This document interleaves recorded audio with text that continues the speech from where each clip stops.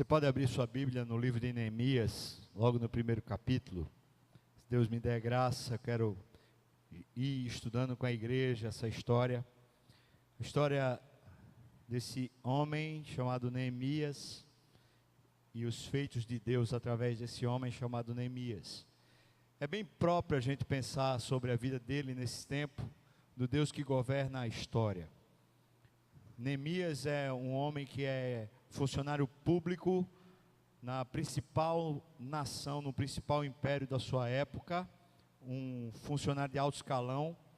Então, portanto, ele participa da parte política, ele participa do Estado, ele participa da realidade bem concreta do seu tempo. Por outro lado, Neemias também é um governador, Deus assim o faz, um governador de Israel, do povo de Deus.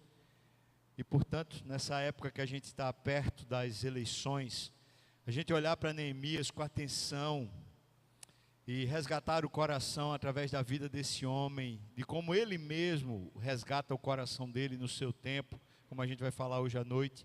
Acho que é uma boa leitura, irmão. Recomendo você, quem sabe, aproveitar esse mês, se debruçar um pouquinho nas histórias de Esdras, Neemias e Ester. Esses três livros conjugados, eles fazem parte do mesmo momento histórico. Cada um deles foi usado por Deus num determinado fascículo, mas eles se mesclam no mesmo momento da história.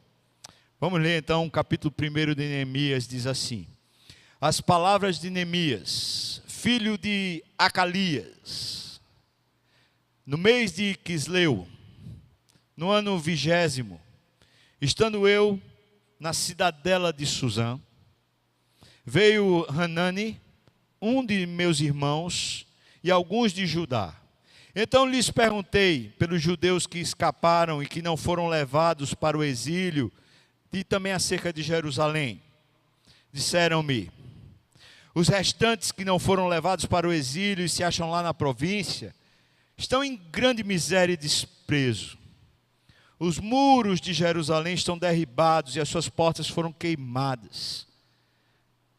Tendo eu ouvido essas palavras, assentei-me e chorei e lamentei por alguns dias. Eu estive jejuando e orando perante o Deus dos céus. E disse: ah, Senhor, Deus dos céus, Deus grande e temível, que guardas a aliança e a misericórdia para com aqueles que te amam e guardam os teus mandamentos. Estejam, pois, atentos os teus ouvidos e os teus olhos abertos para acudires à oração do teu servo, que hoje faço a tua presença, dia e noite, pelos filhos de Israel, teus servos, e faço confissão pelos pecados de todos os filhos de Israel, os pecados que temos cometido contra ti, Senhor. Pois eu e a casa de meu pai temos pecado.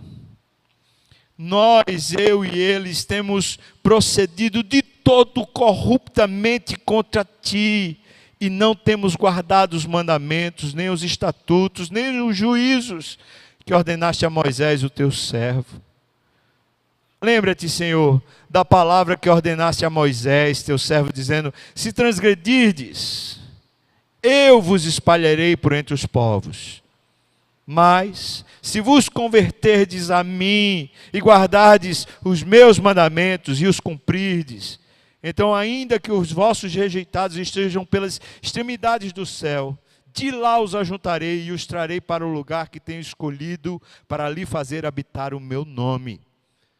Estes ainda são teus servos, e o teu povo que resgataste com teu grande poder e com a tua mão poderosa. Ah, Senhor, estejam, pois, atentos os teus ouvidos à oração do teu servo, e a dos teus servos que se agradam de temer do teu nome. Concede que seja bem sucedido hoje o teu servo, e dá-lhe mercê perante este homem.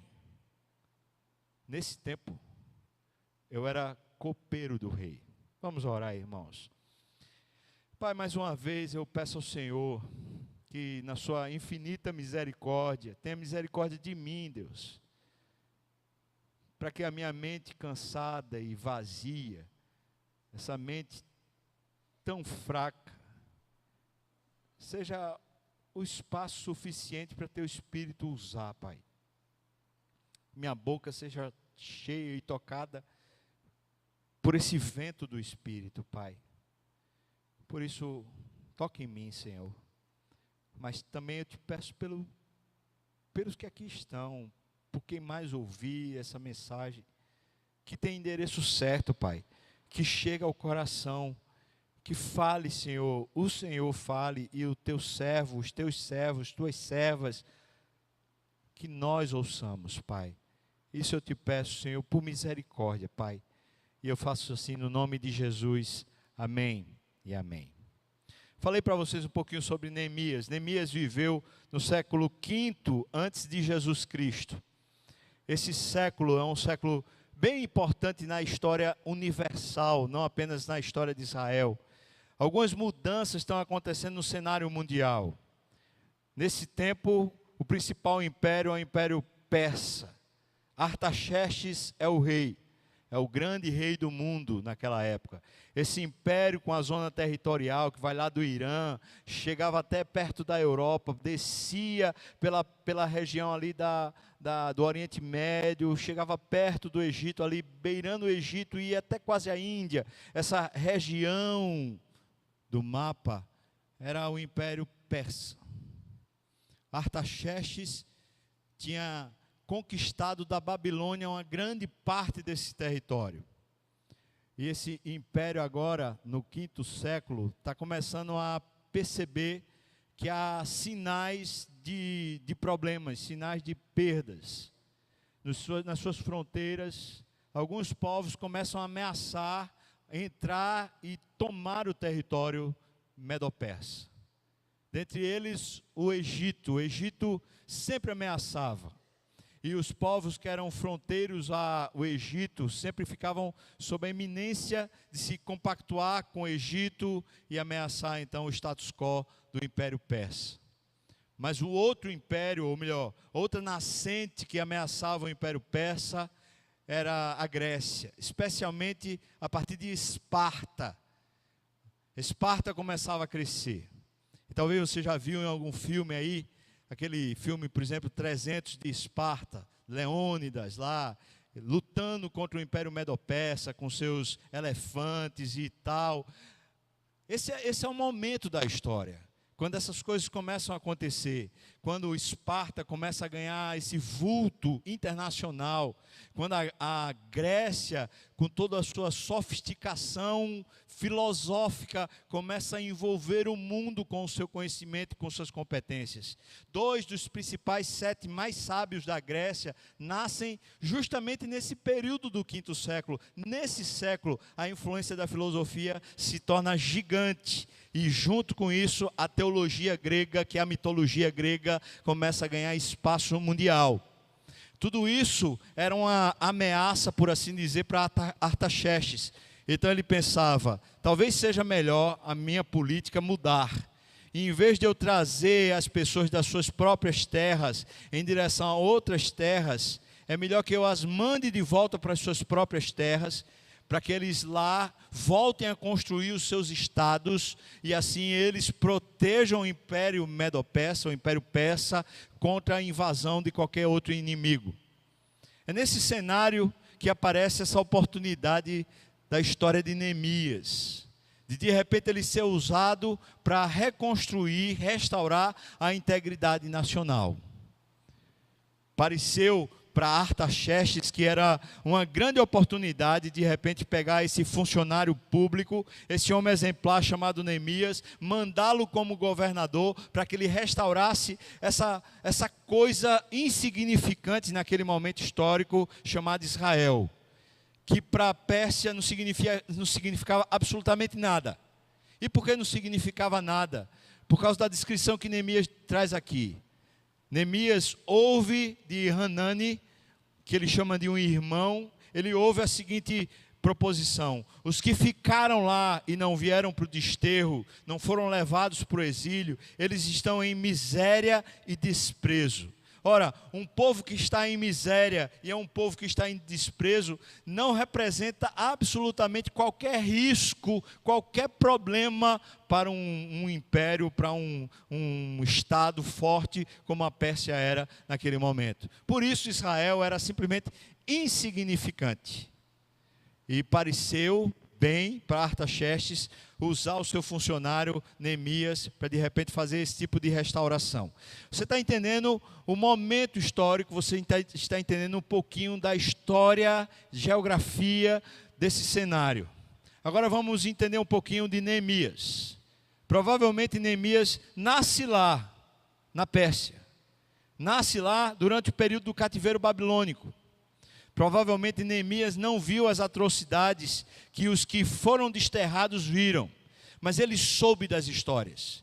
Todos os israelitas sabiam da história, e a história tinha sido mais ou menos essa. Quando Nabucodonosor entrou em Israel, ele afrontou Jerusalém, ele destruiu os muros de Jerusalém, destruiu o templo de Jerusalém, ele queimou tudo, queimou todas as casas.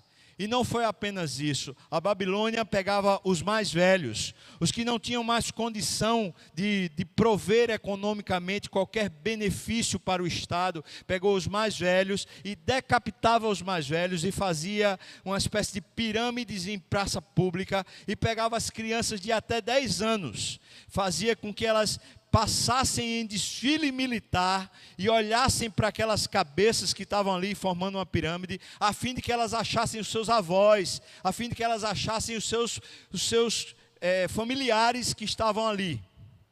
Por que eles faziam isso? Porque eles queriam levar essas crianças de até 10 anos para o desterro. E lá eles queriam usar essas crianças para elas formarem um novo estado. Quando as crianças passassem e vissem as suas cidades destruídas e vissem também os seus familiares mortos, essas crianças teriam medo de se rebelar contra o Estado poderoso que tinha tirado eles daquela nação. Juntamente com isso, como aconteceu com Daniel, os que eram levados cativos, eles eram aproveitados no Estado lá, de maneira que eles eram educados para se tornarem líderes. Com esse medo do Estado e com toda essa provisão e assistência educacional, então começou a se formar vários líderes de várias nações que não eram absolutamente nada, não tinha nada a ver com sua nacionalidade primeira, porque agora eles eram todos desterrados e faziam parte de um pool que estava na mão do imperador. Quando o Império Medo-Persa então nasce, surge e vence a Babilônia, os que estão desterrados continuam a ter seus filhos e muitos nascem no desterro, que provavelmente é o caso de Neemias. Já se passaram 70 anos desde quando a primeira leva veio e agora é o tempo de retornar. Neemias é copeiro do rei, é copeiro de Artaxerxes. Ele é um funcionário público de alto grau de confiança. Um copeiro não era simplesmente um garçom. O copeiro era alguém que precisava provar o que fosse servido ao rei para saber se estava ou não envenenado. O copeiro também era responsável pela guarda particular do palácio do rei. Quando o rei vinha para o palácio onde o copeiro assistia, então aquela guarda era toda a responsabilidade do copeiro. Ele era responsável também, extraoficialmente, ele era responsável também por aconselhar o rei. Quando o rei tinha suas crises, as crises com os seus administradores, as crises com os seus príncipes, as crises com a sua esposa, com seus filhos, quando ele tinha sua crise e não conseguia conversar com esses, então muitas vezes ele se dirigia a esse funcionário de confiança para lhe pedir conselho. Extraoficialmente, então muitas vezes, certamente Neemias foi conselheiro de Artaxerxes. Rapaz, cuida melhor da tua esposa, faz assim, faz assado. Um outro dado importante é que provavelmente Neemias era eunuco. Por que ele era eunuco? Porque a Bíblia fala que ele servia não apenas o rei, mas ele também servia a rainha. E para servir a rainha naqueles impérios antigos, todos os funcionários teriam que se tornar eunucos, não poder fazerem filhos, não poder ter relação sexual com mulher alguma. Então, provavelmente, Neemias não tinha família e era eunuco. Era alto funcionário do rei, gozava de um grande prestígio, gozava de uma alta patente, gozava de um alto salário. Ele estava muito bem obrigado, não devia nada a seu ninguém. Ele estava numa situação estável, não tinha mais com o que se preocupar, por assim dizer. Ele era funcionário na cidadela de Suzã. A cidadela de Suzã era um castelo, um palácio, que era para o inverno. Portanto, esse funcionário público de alto grau, que ganhava muito dinheiro, ele era melhor do que os juízes da nossa terra, que tem 3 meses de férias. Esse aqui só trabalhava durante o período do inverno. Durante o período do inverno, ele trabalhava dando assistência ao rei, porque o rei saía e ia para essa cidadela de Suzã, a fim de passar o período do inverno lá. Portanto, o que é que esse homem tem de preocupação, tem de cuidado ou de necessidade de se envolver com qualquer coisa que seja que esteja acontecendo lá em Israel? Ele não tem motivo humano nenhum. Os seus parentes mais próximos assistem a ele no palácio. Ele não tem absolutamente nenhuma necessidade humana de se referir, de se envolver, de saber sequer o que está acontecendo em Israel. Mas o texto começa dizendo para nós quem é Neemias, dizendo de quem ele é filho, e depois já diz que veio um grupo de Jerusalém e foi dizer para ele como estava, porque ele pediu para saber como é que estava o pessoal que tinha ficado lá em Jerusalém. E a descrição consta de 2 palavras, que são 2 palavras muito pequenas para descrever o estado de miséria que estava lá. Fala, eles agora são miseráveis e são desprezados. Em outras palavras, ninguém olha para eles, ninguém quer dar atenção para eles. E eles estão passando por um estado de pobreza, de miserabilidade. Essa é a situação de Israel agora, Neemias. Agora, eu lendo, e pensando, eu fico, por que se condoer quando você não tem nada a ver? Por que se envolver quando a única coisa que você ganha é perdas? Por quê? O texto diz para nós o seguinte, que quando ele soube que os que estavam lá em Jerusalém estavam miseráveis e desprezados, ele chorou, ele jejuou e ele orou. E a oração não foi aquela oração do tipo assim, eu soube de uma notícia ruim, aí eu orei aqui.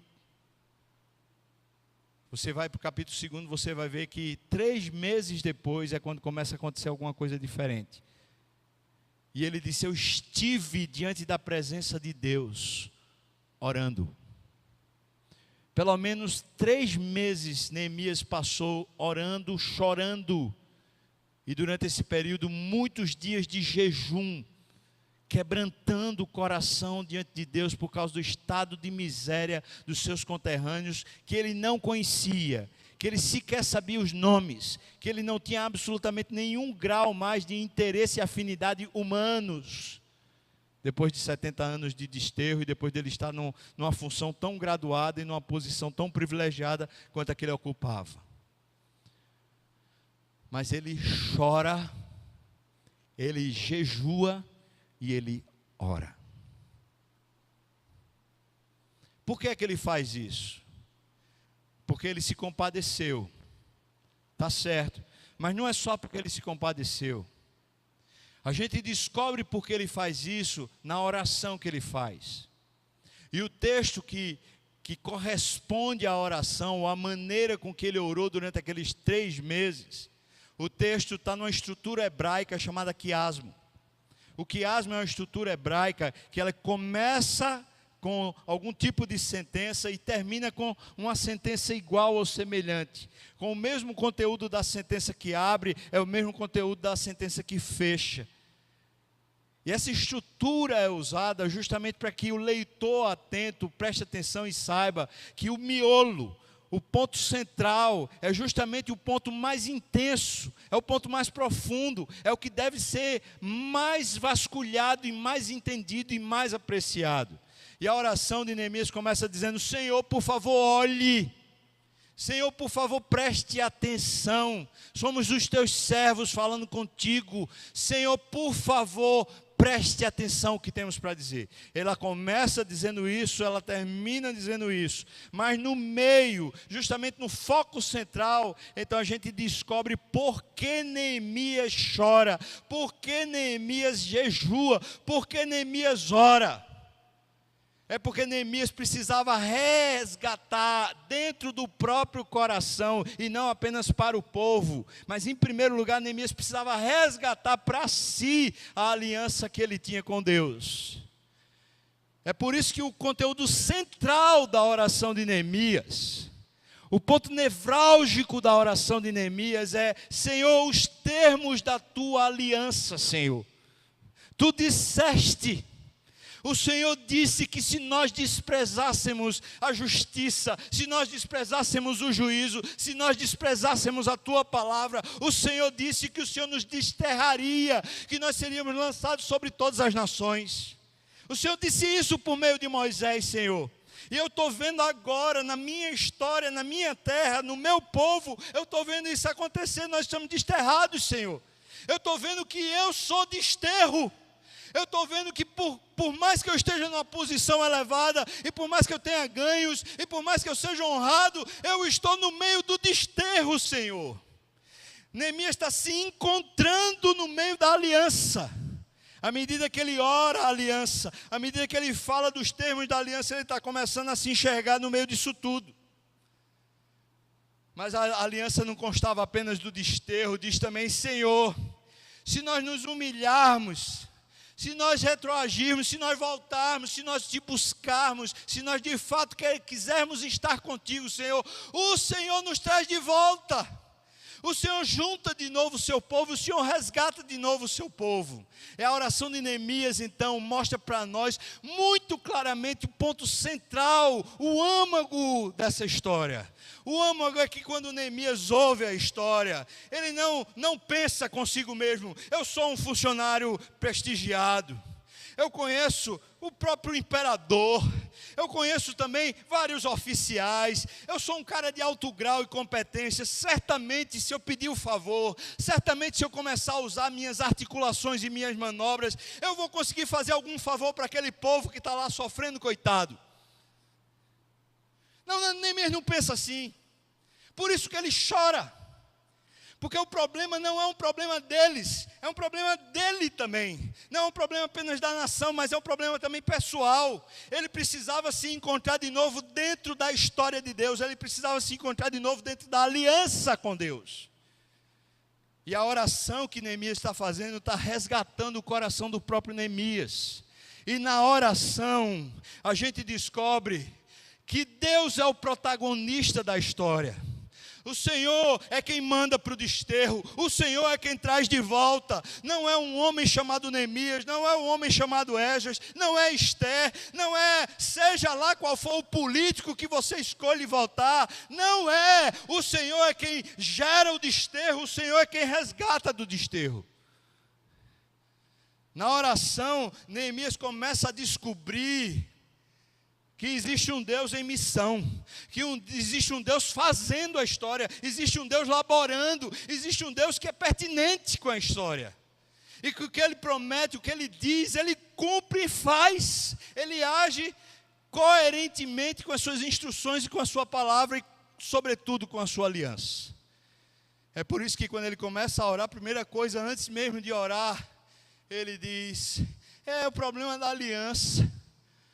Estou vendo, Senhor. Então o choro de Neemias não é um choro dizendo: coitadinhos, poxa, que pena. Mas é um choro porque ele está incluído. É um choro porque ele está dizendo: meu Deus, estamos todos perdidos, estamos todos no mesmo buraco, no mesmo problema. Senhor, quem de nós vai escapar? Nessa oração, Neemias se inclui. Não é uma oração do tipo: Senhor, por favor, muda lá o Planalto Central. Senhor, por favor, muda lá o presidente. Senhor, por favor, muda não sei quem. Por favor, muda a corrupção lá em Brasília. Muda a corrupção lá no Estado. Muda a corrupção, muda a corrupção. Mas não se inclui. Na oração, Neemias chega e diz assim: Pai, ó Senhor, nós temos agido de todo corruptamente contra Ti, Senhor, pois não temos guardado a aliança. Veja onde ele está colocando os termos. Ele não está dizendo: o povo está pobre, o povo está passando por necessidade financeira, o povo está passando fome. E de fato estavam, irmãos. E Neemias deve ter sabido dos detalhes, porque quando ele foi para lá, instruído por Deus, ele já foi com uma série de metas que ele precisava consertar. Mas tinha gente lá que tinha virado escravo. Tinha gente lá que não tinha dinheiro para comer um pedaço de pão sequer por dia. Portanto, quando ele fala em miséria, é miséria mesmo. Nesse estado de miséria, Neemias diz: eu também estou. Eu estou num palácio, eu sou altamente graduado, eu ganho muito bem, eu estou numa posição de prestígio, eu estou seguro para o resto da minha vida, mas acontece que em relação à minha aliança com Deus, eu estou no mesmo estado de miséria deles. E é por isso que ele chora, irmão. Ele não chora por causa dos outros. Ele chora porque ele e os outros estão na mesma miséria e no mesmo desprezo. A miséria aqui é pontuada diante de Deus e não diante do pão. A miséria aqui é pontuada diante da palavra de Deus e não diante do estado humano. A miséria aqui é vista com olhos bíblicos e não com olhos sociais. Isso faz toda a diferença. Porque Neemias não se coloca como se ele fosse o protagonista que possivelmente agiria para mudar o estado das coisas. Do tipo assim: eu tenho recurso, eu sei como fazer, eu conheço o governador, eu conheço o imperador, eu conheço não sei quem. Se a gente fizer isso, se a gente fizer aquilo, a gente ajuda e melhora o estado dos outros, sem pensar em si. Então Neemias diz: olha, nós temos de todo, Senhor, procedido corruptamente contra Ti. É nessa posição que começa a haver choro, que começa a haver jejum e começa a haver oração. É na posição quando a gente se engancha nos termos da aliança que Deus fez conosco. É quando de novo o nosso coração se posiciona diante da história de Deus e não diante das situações meramente humanas.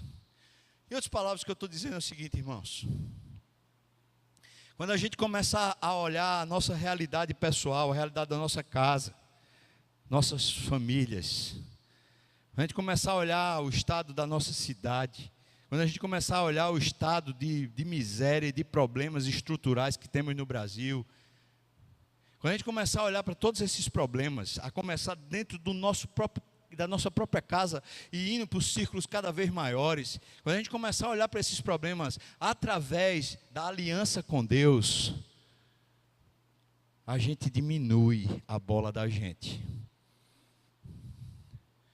Mas eu vou dizer uma coisa: a igreja brasileira está um fiasco. E sabe por quê? Porque a gente não olha mais a realidade lá fora, e mesmo a realidade aqui dentro, com os olhos da aliança com Deus, nós olhamos com os olhos sociais. E não há diferença mais entre igreja e ONG. Não há mais diferença entre igreja e um grupo de pessoas que sejam de direita ou que sejam de esquerda, que suas próprias ideologias simplesmente querem fazer o bem.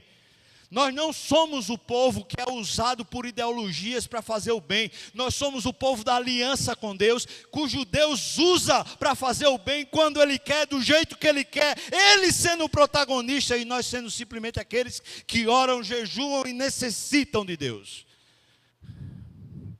porque choram as suas próprias misérias. E ele diz: Senhor, nós temos pecado, Senhor, nós. Eu não tenho como ir solucionar o problema de seu ninguém. Eu tenho dinheiro, mas dinheiro não soluciona. Eu tenho conhecimento, mas conhecimento não soluciona. Porque o problema, Senhor, é o problema da aliança que foi quebrada. O estado da nossa igreja evangélica é feio, irmãos. É pecaminoso. Um bando de curral eleitoral, de várias igrejas que se juntam para eleger os seus próprios administradores a fim de ter trocas e barganhas. Que Deus tenha misericórdia dessa nação. Que Deus tenha misericórdia desse povo chamado igreja. O nosso estado é feio. Nós, crentes, estou falando nós, crentes presbiterianos, é feio o nosso estado, é feio, porque nós não nos compadecemos olhando, dizendo, Senhor, eu também tenho pecado. Nós achamos que são eles e nós. Eles e nós. É o pobrezinho do povo que está lá no sertão. É o pobrezinho do povo que está lá nos ribeirinhos. É o pobrezinho do povo que está lá nas tribos. É o pobrezinho do povo que está passando aqui na favela. É o pobrezinho do povo que está ali, que está acolá, que está acolá. Um bocado de pobrezinho, mas nós somos os bons. Pois Neemias me ensina, particularmente, que antes da missão, antes de ser acionado por Deus, eu preciso entender a minha história, à luz da aliança que Deus fez comigo. E revisitar toda a minha história à luz da aliança que Ele faz comigo.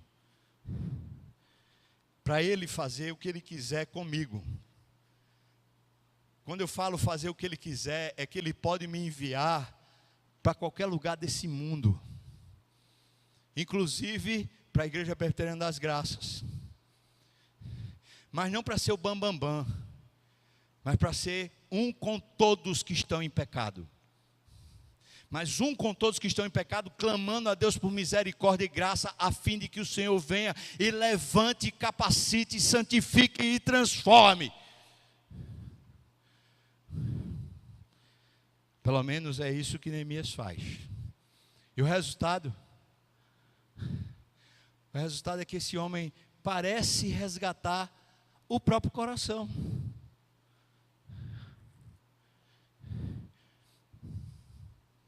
Ora, irmãos, alguém que está chorando, alguém que está jejuando, alguém que está se humilhando, alguém que está dizendo, Senhor, eu sou corrupto, eu sou perdido, eu sou desprezado. Esse alguém está passando, emocionalmente falando, ele está passando por um momento de desalento. Mas não é assim que supostamente a maioria dos brasileiros estão.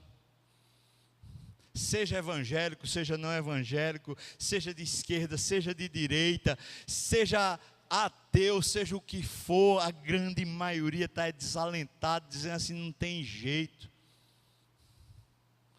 Mas por que não tem jeito? Não tem jeito porque a gente está olhando nessa perspectiva de protagonistas humanos. A gente está olhando assim que se de repente tivesse algum candidato, se de repente houvesse alguma nova situação global, se de repente houvesse alguma intervenção do exterior, alguma intervenção militar, se tivesse alguma... A gente está confiando, irmãos, dos protagonistas da história humana. Mas a gente não está como o povo de Deus, simplesmente se debruçando diante de Deus e dizendo, ó Senhor... Tem começado na igreja a corrupção. Ó Senhor, o que a gente vê lá fora, a gente está vendo aqui. É divórcio para todo lado lá fora, é divórcio para todo lado aqui. É fornicação lá fora, é fornicação aqui. É erotismo lá fora, é erotismo aqui. É adultério lá fora, é adultério aqui. Senhor, a mesma coisa que a gente encontra no Brasil todo, do jeitinho brasileiro, a gente encontra dentro da igreja. Senhor, nós temos agido de todos corruptamente contra Ti.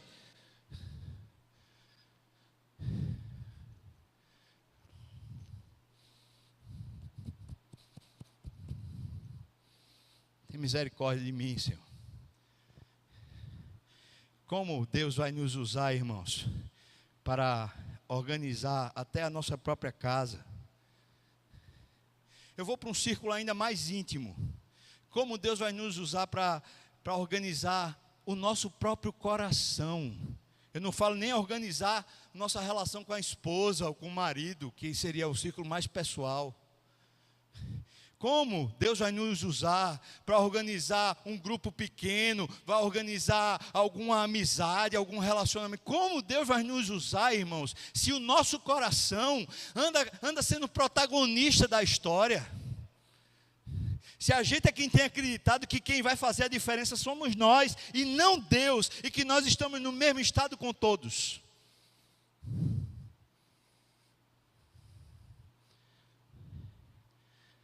No meio da oração, então, Neemias diz os termos da aliança que Deus tinha feito com Moisés, e que fazia parte, no momento histórico, fazia parte da aliança dele. Os termos eram: se nós nos desviarmos, o Senhor nos dispersará. Mas se nós buscarmos o Senhor nos reagrupará. Neemias conhece profundamente a estrutura, a maneira da aliança acontecer. E então Neemias começa a fazer a leitura pessoal da própria história sobre a ótica da aliança. Então ele diz: nós temos pecado, nós temos agido de todo corruptamente.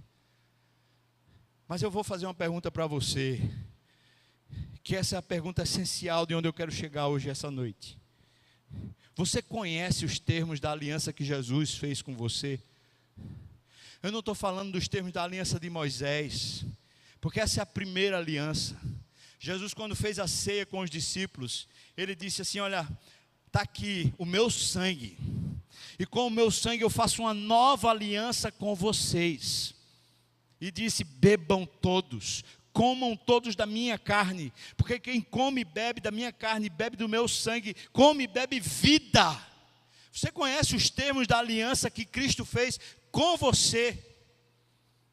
Em que termos, até onde você conhece de verdade os termos da aliança, de maneira que você possa analisar a sua própria história à luz da aliança que Deus fez com você, irmão? Em vez de você estar olhando para a sua história à luz do que os seus pais fez com você, à luz das circunstâncias, sejam elas econômicas, políticas, geográficas, materiais, seja o que for, olha a sua história à luz dos eventos da aliança que Cristo fez com você. Mas você conhece os termos da aliança? Vou lhe dizer. Eu posso dizer que a maioria das pessoas que ouvirem esse sermão, seja aqui nesse auditório, seja onde for, eu posso afirmar isso categoricamente: pelo menos 90% desse povo não conhece os termos da aliança com Jesus. Não sabe em que termos está aliançado. Quando você vai para um casamento, você vai se casar. Existem termos que você professa publicamente a fim de que você esteja casado. Você faz um pacto com a pessoa que está lá. Você diz: olha, eu prometo que eu vou cuidar de você na saúde e na doença.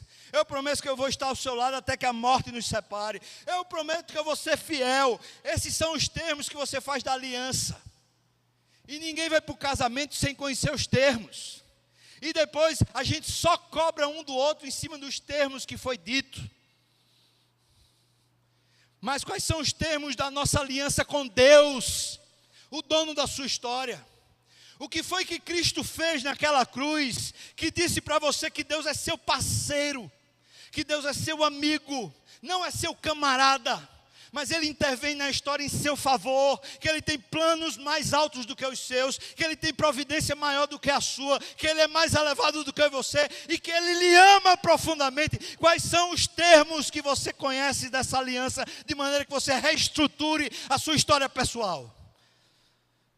Você ressignifique toda a sua história à luz da aliança que Ele fez com você. Quais são os termos que você conhece? Por isso, eu fiz um desafio no culto das 4h30, faço outro desafio agora. Não é nem desafio, é uma proposta, um convite, sei lá, para quem pode, para quem quer. Próxima quinta-feira, quero chamar você para orar aqui, para a gente rapidamente, em 1 hora, eu quero falar com você sobre os termos da aliança lá em Romanos. Romanos 5, 6, 7 e 8. Está lá de maneira aberta, explícita, os termos da aliança que Deus fez com você. Os termos. Com esses termos você pode orar diante de Deus e dizer: Senhor, está aqui o que o Senhor diz a meu respeito, está aqui o que o Senhor disse que faria comigo, está aqui o que o Senhor tem prometido como herança para mim, está aqui, Senhor, a minha história revelada está aqui. Do jeito que Neemias está fazendo, ele está pegando lá Moisés e está dizendo: Senhor, o Senhor disse lá em Moisés, o Senhor disse que era assim, que era assado, que era assim, que era assado, eu estou me vendo aqui perdido, Senhor. Pois é isso, irmão. É quando a gente conhece os termos daquilo que Deus fez conosco, da aliança que Ele produziu conosco, que nós oramos dizendo: Senhor, o Senhor prometeu assim, o Senhor falou desse jeito, agora eu sei porque eu estou desse jeito, agora eu sei porque eu estou triste, agora eu sei porque eu estou sorumbático, agora eu sei porque eu estou abatido, porque o Senhor prometeu desse jeito, o Senhor falou desse jeito, e eu tenho agido assim, Senhor.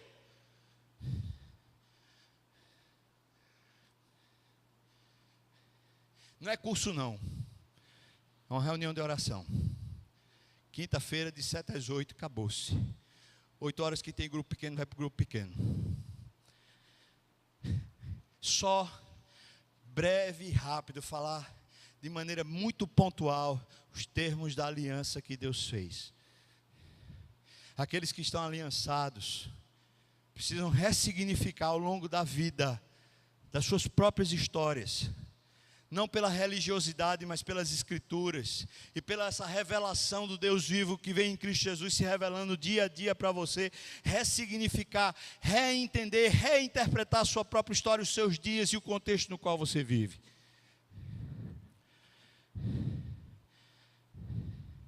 Para finalizar, eu quero convidar você, não para quinta-feira, mas para hoje se humilhar diante de Deus, ou pelo menos a partir de hoje, mesmo que com talvez um entendimento precário, parcial, você começar a dizer: Senhor, eu faço parte do problema, Senhor.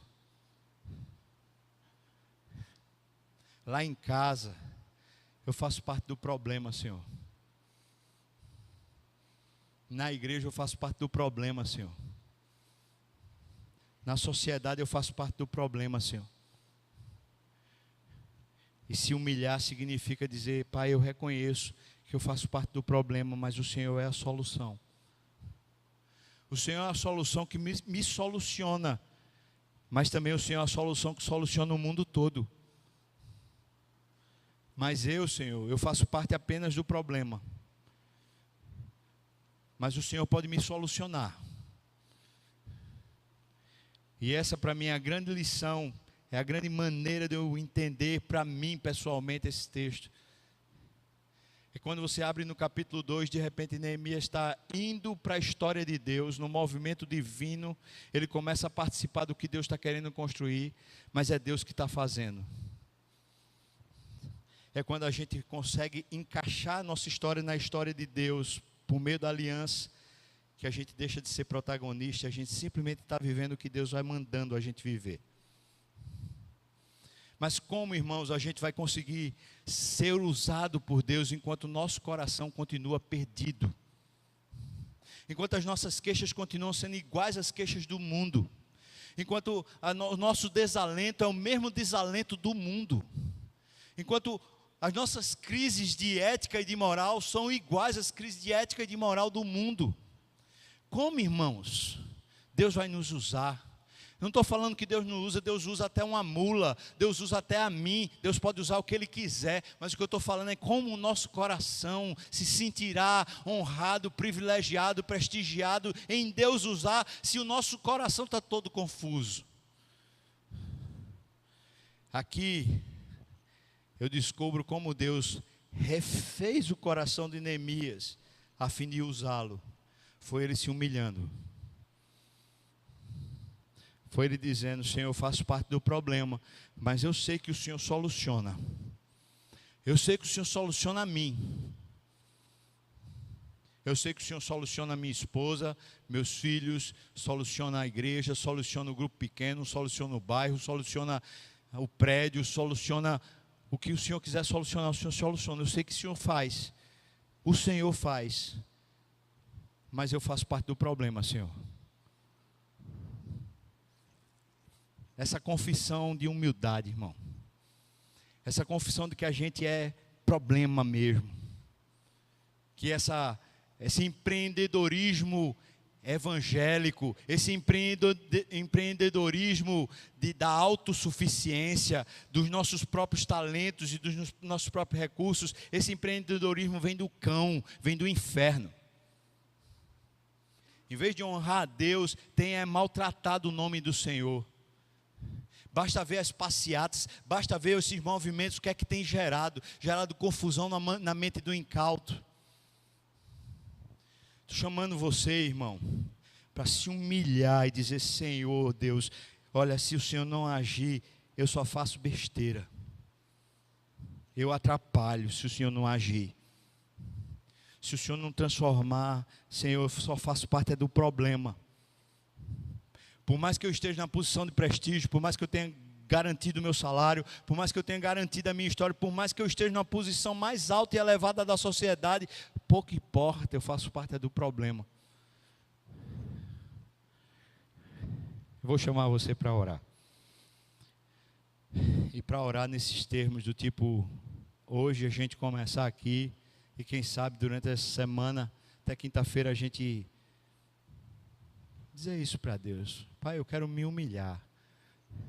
Me ajuda a me humilhar. Eu não quero mais reclamar, eu não quero mais ficar falando mal do Brasil. Eu quero me humilhar, Senhor. Eu quero dizer: Senhor Deus, eu sou um problema no meio disso tudo. Eu alimento a desesperança, eu alimento o desalento. Eu sou um dos corruptores. Eu sou um dos que perverte. Eu sou. Senhor, eu sou um dos que gera mais problema. Se você topa, irmão, eu queria convidar você a gente começar hoje, e pelo menos até quinta-feira, a gente começar dizendo isso para Deus. Eu não vou pedir ninguém para fazer jejum, você que sabe quando fazer, você que é dono disso aí, eu não sou dono do seu corpo não. Mas você sabe o estado que você se encontra. Se for bom para você, faça jejum, faça. Quiser fazer até quinta-feira, amém. Não vai morrer não. Se morrer ainda está no lucro, vai para o céu. Brincadeira. Brincadeira. Não pode, se pode, pode. Eu não quero me meter nisso, nem estou conclamando, mas eu estou falando uma coisa para você. Que tal hoje a gente assumir uma postura de alguém que vai dizer: Senhor, eu me humilho. Eu paro de ser queixoso. Eu paro de viver falando mal e me humilho hoje. Me humilho. Neemias fez isso 3 meses seguidos. Eu me humilho. Bem prático. Se humilhe. Bem prático. E se você quiser conhecer um pouco melhor essa estrutura, como é a construção da aliança, a gente está aqui, quinta-feira de 7 às 8. Olha só, não vai ter louvor, não vai ter espera, vai ser bem simples, vai ser só a gente estudar um pouquinho a palavra a hora, um pouquinho a palavra a hora, um pouquinho a palavra a hora, só isso. 8 horas, talvez até 5 para as 8 acabou, irmão, tá bom?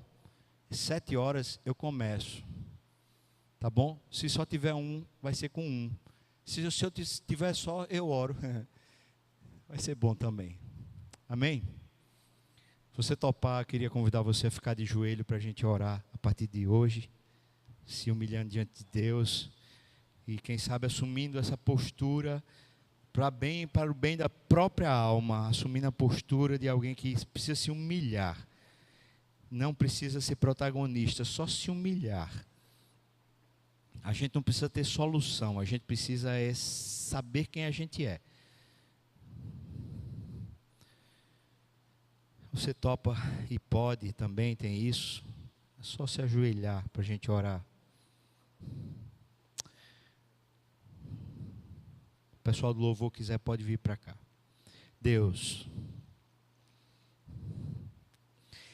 quando o Senhor vê esse tipo de situação aqui do templo, o Senhor certamente está vendo o nosso coração, que é muito mais importante do que o nosso corpo. Hoje, pelo Teu Espírito, o Senhor falou aqui nessa noite, dizendo para a gente aprender a se humilhar e se envolver com o problema de verdade. E não se envolver como se fôssemos heróis. Eu queria pedir ao Senhor que revele para nós isso. Revela de maneira muito prática para cada pessoa que está realmente de coração, dizendo para o Senhor: eu quero aprender isso, eu quero me humilhar. Revela, Senhor. Revela como a gente tem de alguma maneira gerado ainda mais desgraça no país. Como a gente tem gerado ainda mais desgraça na própria igreja, na própria família, nos relacionamentos às vezes mais íntimos. Por favor, Senhor.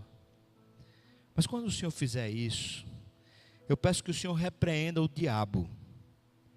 A tua palavra diz que o diabo é acusador dos irmãos, que de dia e de noite os acusa na presença de Jesus.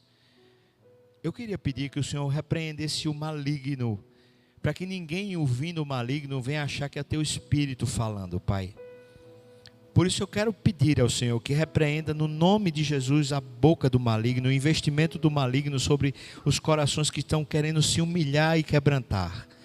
E eu peço a Deus, que como o Senhor prometeu, o Senhor habita com o humilde, com o quebrantado, com o abatido. O Senhor está lá. Eu peço que o Senhor faça isso conosco.